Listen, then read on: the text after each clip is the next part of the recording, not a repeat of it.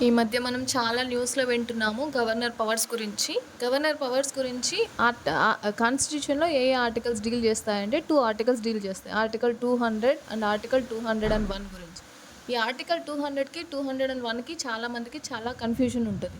So, ఇప్పుడు article 200 అంటే ఏంటంటే, ఒక బిల్ స్టేట్ లెజిస్లేచర్ నుంచి గవర్నర్ దగ్గరికెళ్ళిన తర్వాత, అది బిల్‌గా పాస్ అవ్వడానికి ఆయనకున్న ఆప్షన్స్ ఏంటి? ఫస్ట్ గవర్నర్ దగ్గరికెళ్తే గవర్నర్ సైన్ చేసి ఆ బిల్‌ని పాస్ చేసి లాగా చేయొచ్చు. లేదంటే ఆయన ఆ బిల్‌ని అట్లా పెట్టుకోవచ్చు. లేదంటే ఆ బిల్‌ని మళ్ళీ స్టేట్ లెజిస్లేచర్‌కి పంపించి మళ్ళీ దీన్ని రివ్యూ చేసి మళ్ళీ మీరు పాస్ చేయండి అని చెప్పొచ్చు. లేదంటే అదే బిల్‌ని ప్రెసిడెంట్‌కి రిఫర్ చేయొచ్చు.